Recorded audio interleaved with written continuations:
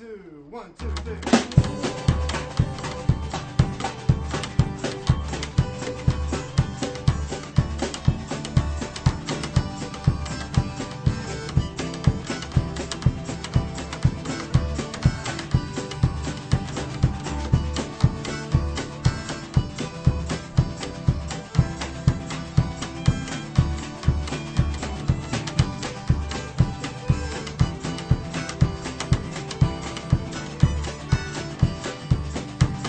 Hello and welcome to Ithaca DSA Presents. I'm Theresa Alt.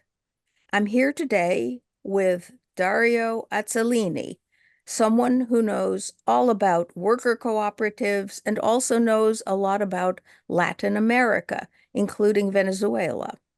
At times, like now, he is in the southern tier of New York, in fact, Cornell connected. But then suddenly I hear that he's on a different continent, especially Europe or South America or in Mexico. Now, here's what happened that led to this program. A decade ago, my husband, Wales, came back from Amherst, Massachusetts with 2 books for me, one titled The Wealth of the Commons, the other Patterns of Commoning, both edited by David Bollier and Silke Helfrich. I only now got around to reading them and read one article about Secose Sola, a very large and interesting experiment in all sorts of commons enterprises in Venezuela. I wondered whether it had survived, and that suggested to me that I reach out to Dario Azzellini. So, Dario, first say a few sentences about your background and what you study. Hello, thank you for the invitation, Marisa. I'm a sociologist and political scientist, and I study work as self-management, local self-government, and all kinds of things related to work. So changes in the production structure, sustainable work and just transition, platform work, just finished a report on crowd work. So I'm basically interested in the changes in work and production and related to changes in society. That's why I then also look at issues like self-management and so worker self-administration and local self-government.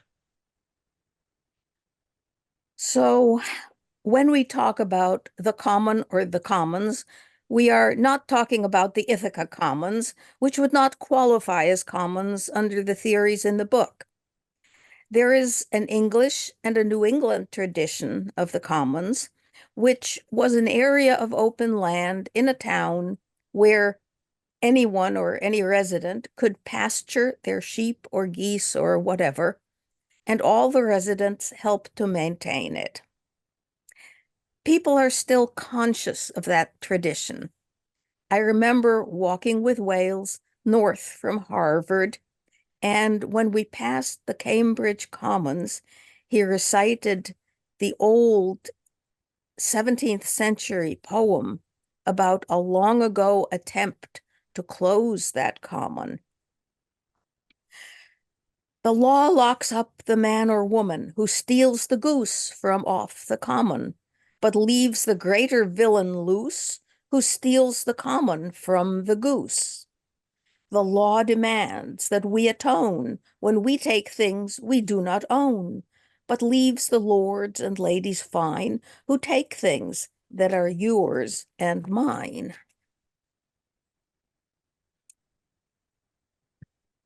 Nice poem. It goes on. The law locks up the man or woman who steals the goose from off the common, and geese will still a common lack until they go and steal it back. And that's supposed to go back to 17th century England. But now for... Well, I mean, it's straight to the point in the sense that obviously the commons preceded private property. I mean, before private property even existed, everything was a commons. So people that needed it used it. And actually, like, capitalism is built on the so-called enclosure of the commons. So it was expropriating the commons, privatizing the commons to take advantage of it, to have the surplus value then, etc.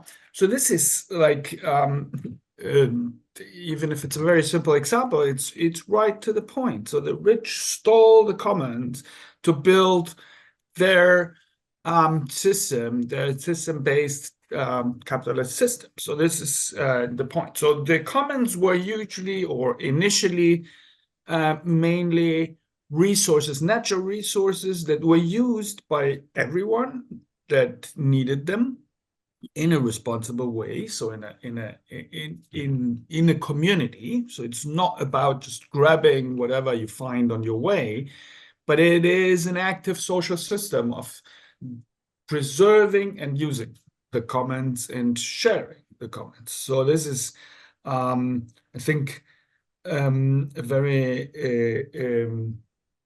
important thing. And David Harvey, for example, then set up and said, yes, the capitalism needed the enclosure of the commons to for its ongoing accumulation through disposition, what he says is the base of the fundament of capitalism.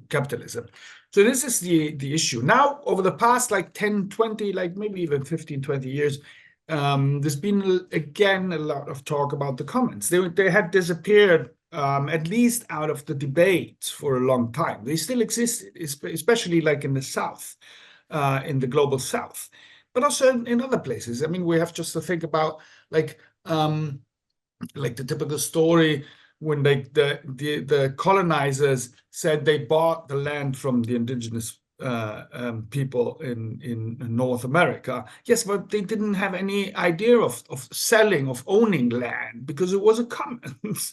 So it is nonsense that they could even have bought it, because this concept did not exist for these people here.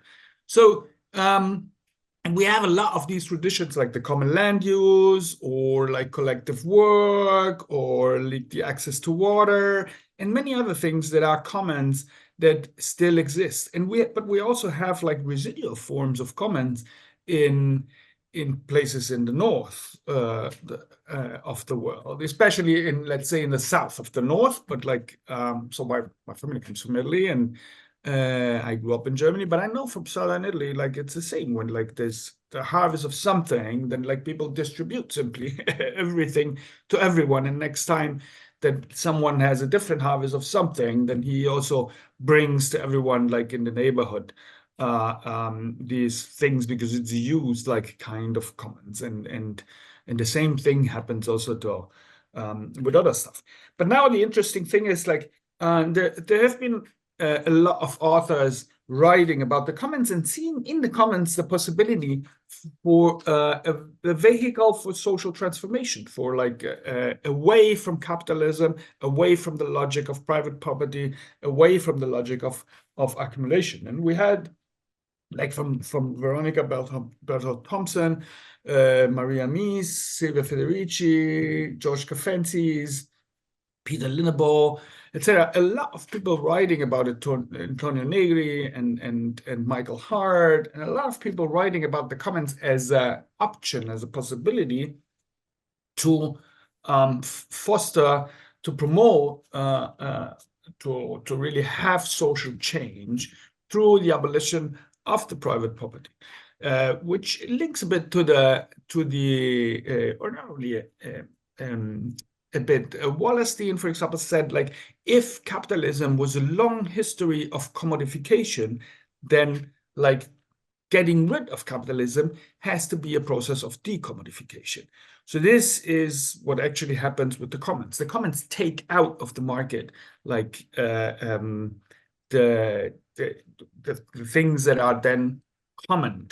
I think that it's very important in this point to point at the activity. So the commons, and this is a point that like Massimo De Angelis makes in his writings, is commons come through commoning. They're not just there.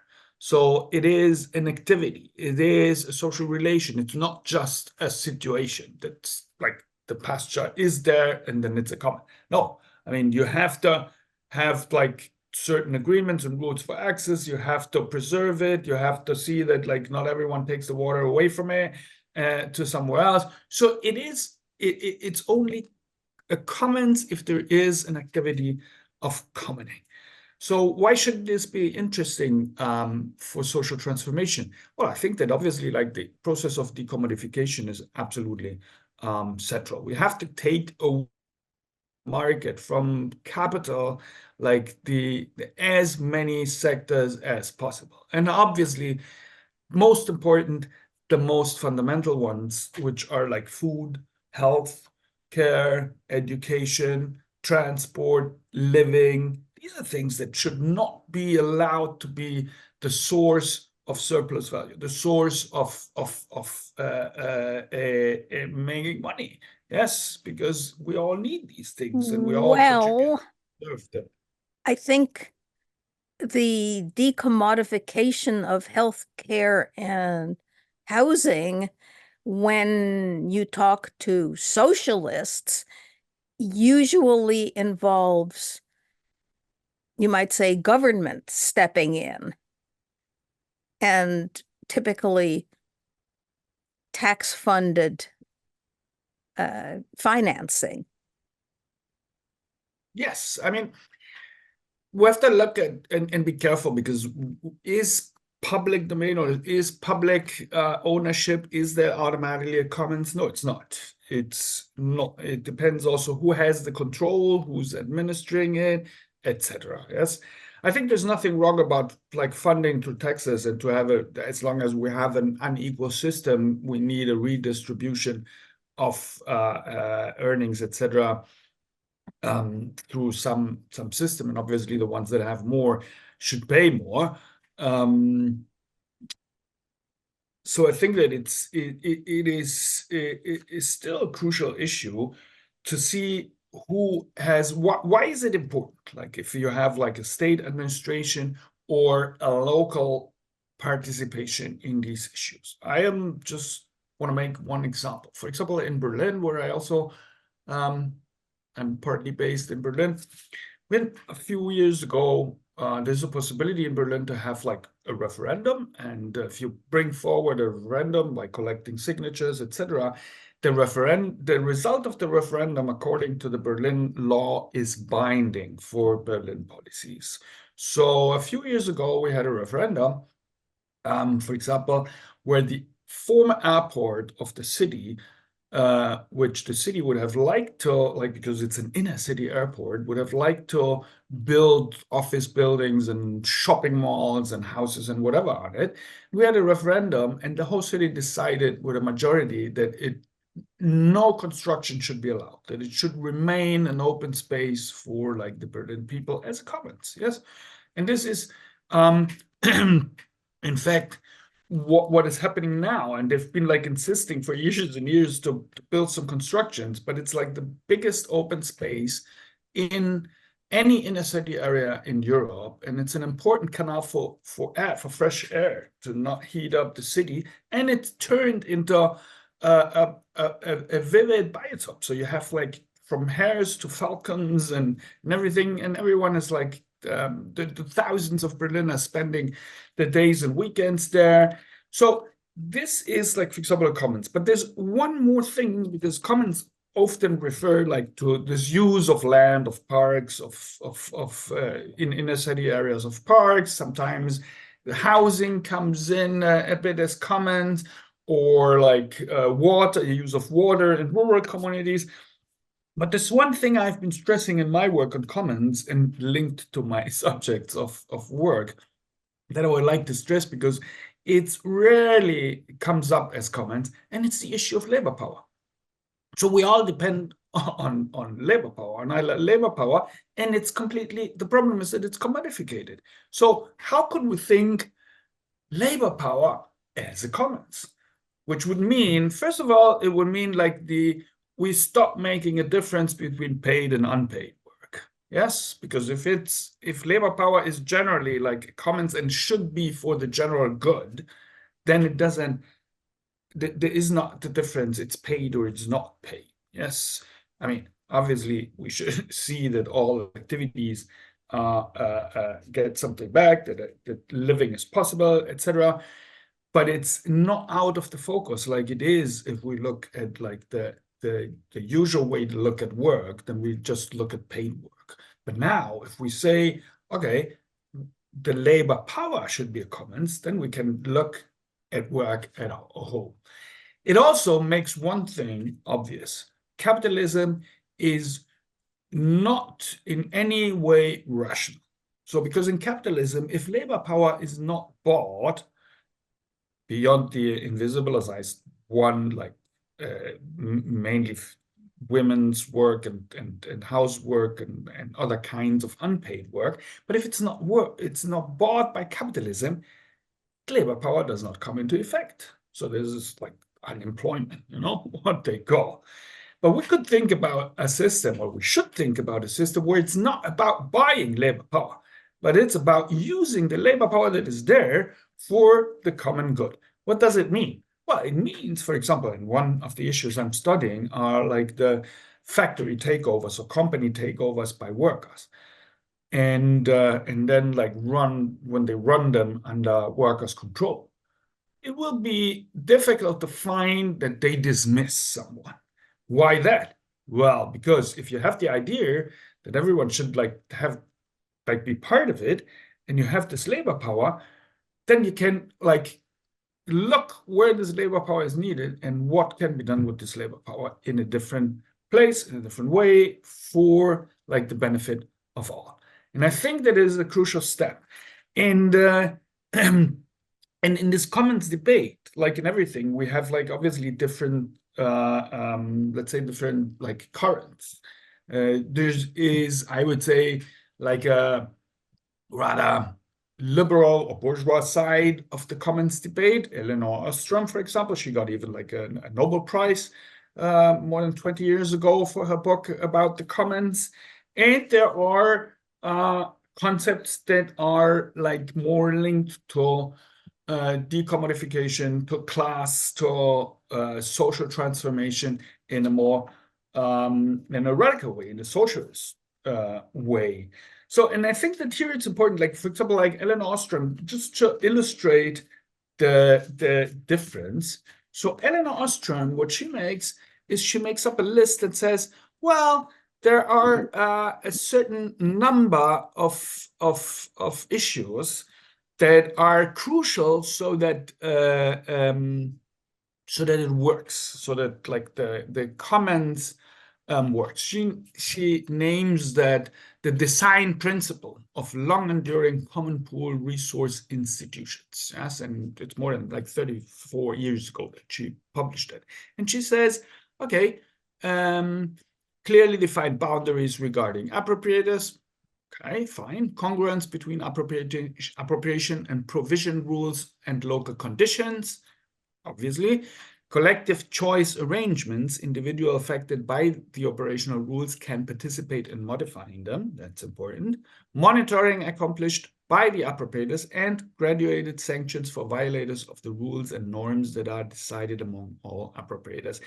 These are time. But there are two more of the characteristics she describes that I would like rather question. Yes, so she says conflict resolution mechanism exists among appropriators, built until legal, but until legal status is achieved, they do not exist between appropriators and officials. Yes, because she says, okay, we need these conflict resolution mechanisms among appropriators, but also between appropriators and officials.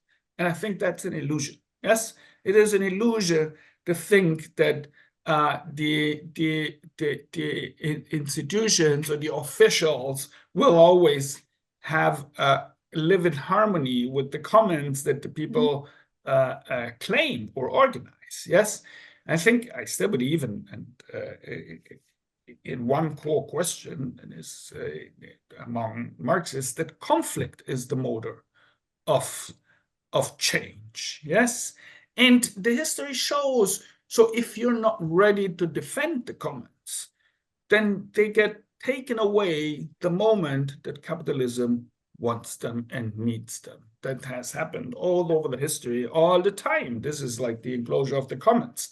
So to think that there can be a harmonic relationship, I think is wrong. And I think that it's crucial to put forward conflict. And it's conflict that brings like social transformation. Maybe I've been thinking of another song. This one, I think 19th century, from Texas. They've plowed and fenced my cattle range, and the people here are also strange. And I think that's probably a bit of another example. Yes, no, definitely. I mean, it's all the fencing has been an enclosure. The privatization of water, for example, like all over, which is also like a problem. But we also have like so many others that like privatization of like the access to beaches, to forests, to there are a million things that are suddenly like, or like the in inner city places, the kind of like enclosure of public space, in the sense that you suddenly have to consume. If you don't pay, if you don't have money, you're not allowed anymore to stay in certain public spaces, or you're not welcome anymore. Or we see how there's a class selection who can use how public spaces. Yes, if we think about the anti-homeless benches, for example, that are built all over so that like homeless people cannot rest or sleep anymore on them. So it's a public space. I mean, why do you decide that these people that don't have any other place to sleep, they shouldn't? Yes. So it's who's deciding about the public space, and this enclosure happens all over. I mean, and it's increasing because obviously capitalism needs to exploit more and more. It needs to expand, yes. But since the world is limited, I mean, there are no new continents there to discover in in bracket. So the expansion has to be inside. And that means the appropriation of everything that is still not under the rules of capitalism. And we see that like not only with like the enclosure of commons, but we see that like patents on DNA. We see that on patents on certain natural stuff. So this is like the expansion of capitalism, because it needs to expand constantly, otherwise it cannot reproduce itself. So that's why also it's pretty obvious to everyone, and explained in simple words, even to a 5-year-old, that capitalism cannot work. You cannot have a system based on the logic of infinity in a system that is obviously in the world that is limited. So that's why it's obviously an argument for commoning, for a responsible, collective, and shared use of the resources we have to the benefit of all.